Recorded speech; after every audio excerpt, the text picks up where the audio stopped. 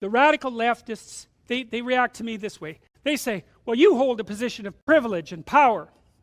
And I think, first, you don't know a goddamn thing about me, and you have no idea how I got to my position of privilege and power. And it was no birthright, I can tell you that. I was a small, like, thick-glassed, intellectual, what do you call that, athletic child. You know, I was a year younger than my peers. I suffered plenty of, what would you say, trouble for my loud mouth and my intellect when I was growing up, you know. I had my struggles. I'm not complaining about it. The point is that you can't attribute privilege to a class of people, you know, and you can't attribute power to people who happen to occupy a position of competence and authority either. There's some possibility that they occupy that because they worked hard and were fortunate, let's not forget about that, and had some good social support and didn't have some horrible disease, thank God. But you can't just make the case that the position is there as a reward. It's not there as a reward at all. It's there as a consequence of the person offering something valuable to those who want to pay for it. And the reason you pay for them isn't to reward them.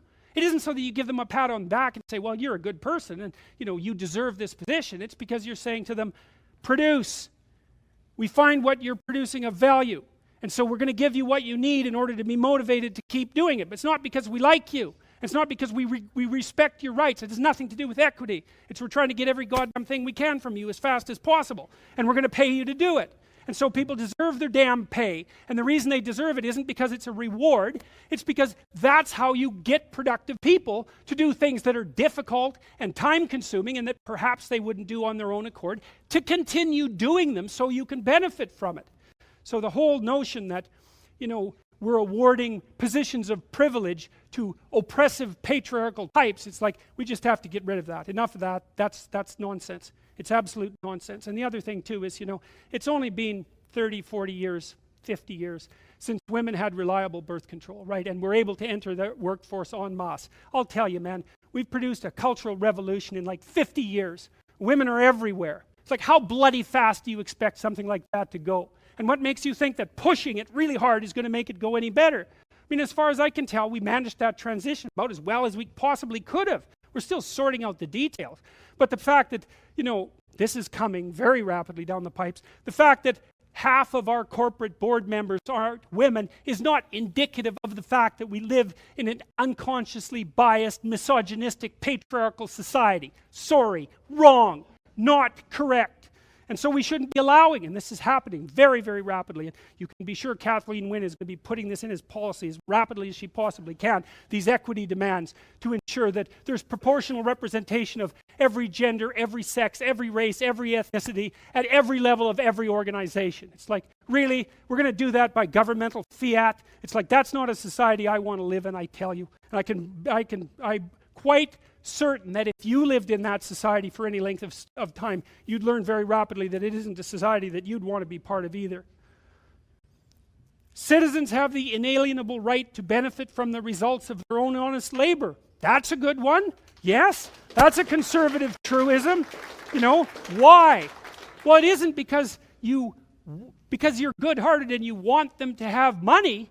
It's because they'll work if you let them benefit from the work, and you want them to work because if they work, then they do things that you need. It's as simple as that. It's self-interest, and it's the right kind of self-interest. So if you work hard, it's like, great, have your money.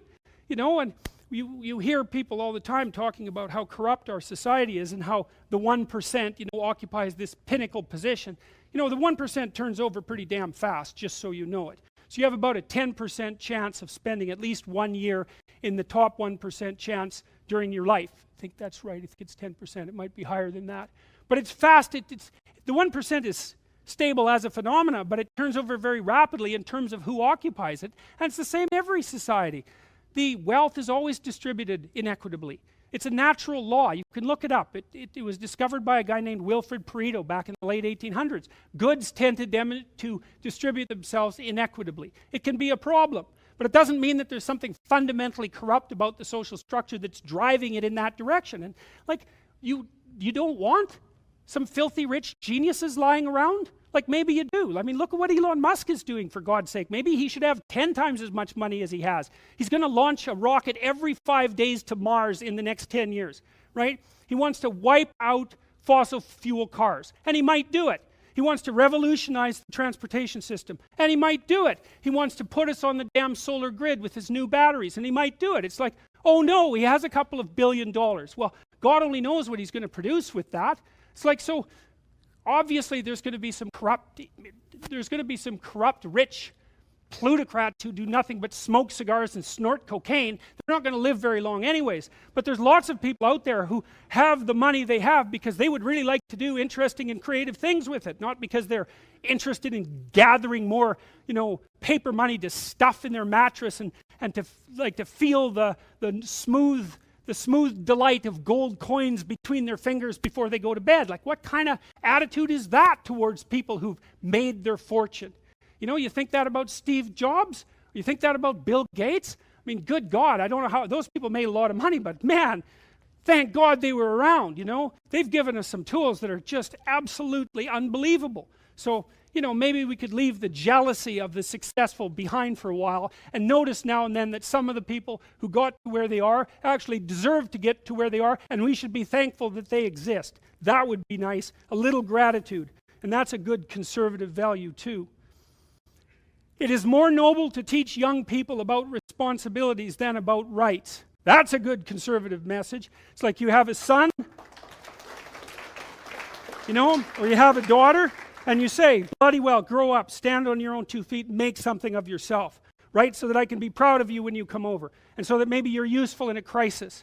It's like, pick up your damn load and shoulder it and do something useful and forget about your damn rights for a while. You can think about what it is that you should be doing to benefit yourself and your family and society, and you'll find some purpose in your life because of that.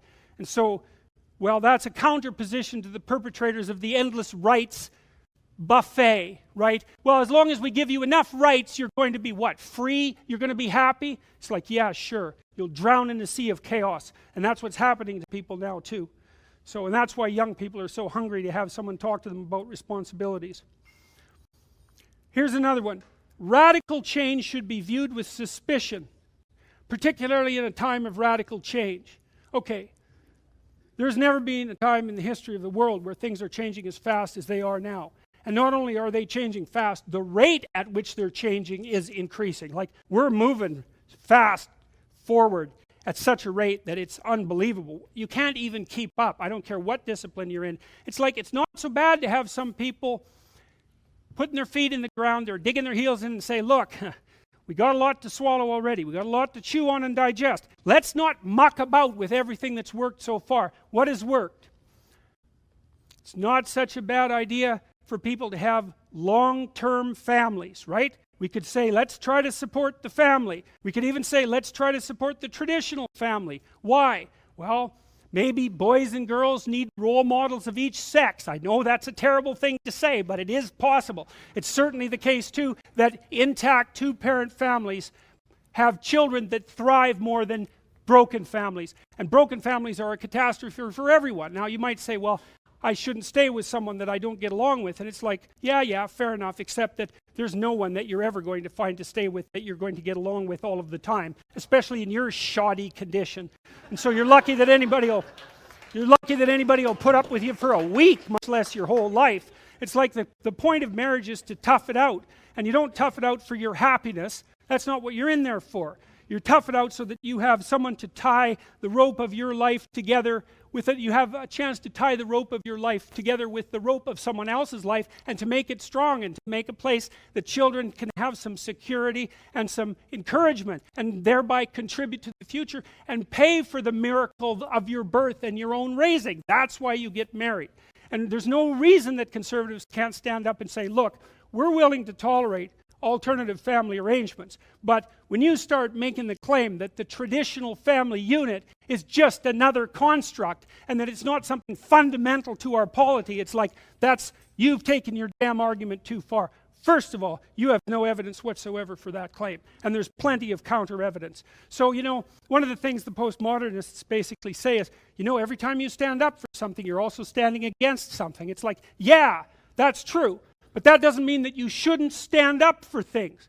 And I think if there is something that conservatives could agree on that we could stand up for, it's the nuclear family. Now, exactly how that's going to play out, I don't exactly know. But it's not anything to be ashamed of to say, well, it kind of looks like that structure's worked quite well for the entire duration of mankind, and so maybe we mess with it at our peril.